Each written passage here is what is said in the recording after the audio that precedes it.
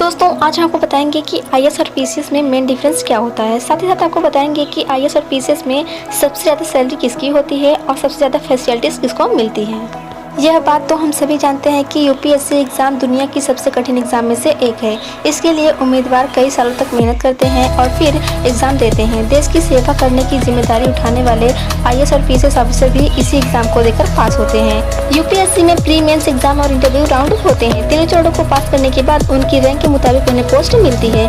उम्मीदवार इसी एग्ज़ाम को पास करने के बाद आईएएस और पीसीएस ऑफिसर बनते हैं। यूपीएससी एग्जाम और इंटरव्यू को पास करने वाले उम्मीदवारों को मसूरी में स्थित Lal Bahadur Shastri national academy of administration में 3 महीने की ट्रेनिंग दी जाती है। इसमें बेसिक एडमिनिस्ट्रेटिव स्किल्स सिखाए जाते हैं जिन्हें जानना हर सिविल सर्विसेज के अधिकारियों के लिए जरूरी होता है। 3 महीने की ट्रेनिंग के बाद आईएएस और पीसीएस की ट्रेनिंग में काफी अंतर आ जाता है। इसके बाद आईपीएस ऑफिसर्स को हैदराबाद में स्थित सरदार वल्लभ भाई पटेल राष्ट्रीय पुलिस अकादमी में भेज दिया जाता है, जहाँ उन्हें पुलिस की ट्रेनिंग दी जाती है।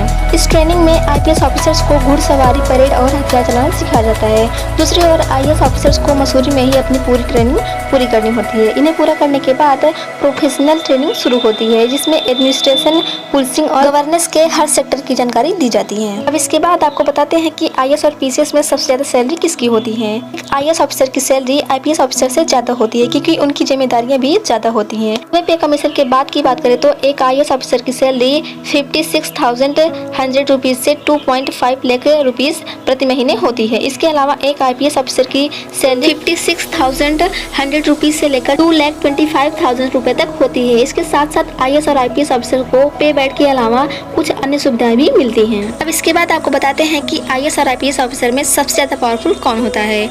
आईएएस और आईपीएस की जिम्मेदारियां भी बिल्कुल अलग अलग होती है। आईएएस ऑफिसर्स को कार्मिक और प्रशिक्षण विभाग व कार्मिक लोक शिकायत और पेंशन मंत्रालय नियंत्रित करती है। वहीं आईपीएस ऑफिसर को केंद्रीय गृह मंत्रालय नियंत्रित करता है। इसके साथ ही साथ एक क्षेत्र में केवल एक आईएएस ऑफिसर होता है, जबकि एक क्षेत्र में आईपीएस ऑफिसर्स की संख्या आवश्यकता के अनुसार होती है।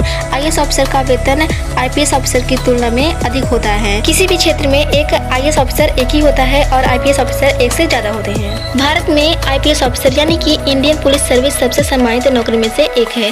देश का हर युवा आईपीएस ऑफिसर बनने का सपना देखता है और इसके लिए सालों तक कड़ी मेहनत भी करते हैं। आईपीएस ऑफिसर का पद भारत की आंतरिक सुरक्षा व्यवस्था में एक उच्च सम्मानित पद है। भारतीय पुलिस सेवा भारतीय लोकतंत्र का सबसे बुनियादी आधार है। एक आईपीएस ऑफिसर देश में जमीनी स्तर पर कानून और व्यवस्था स्थापित करने में महत्वपूर्ण भूमिका निभाते हैं। अब इसके बाद आपको बताते हैं कि आईपीएस ऑफिसर का काम क्या होता है। आईपीएस में चयनित होने के बाद इन ऑफिसर्स का काम कानून व्यवस्था को बनाए रखने की होती है। देश में कानून को सही तरीके से लागू करने का काम आईपीएस का होता है। इसके लिए आईपीएस ऑफिसर्स को कड़ी ट्रेनिंग से गुजरना होता है। आईपीएस का प्राथमिक कर्तव्य यह सुनिश्चित करता है कि उनके अधिकार क्षेत्र में लोग सुरक्षित रहेंगे और जिले में सारे ऑफिसर्स कानून व्यवस्था को बनाए रखने के लिए काम करते हैं। और भी जानकारी के लिए हमारे वीडियो को लाइक और चैनल को सब्सक्राइब करना ना भूलें।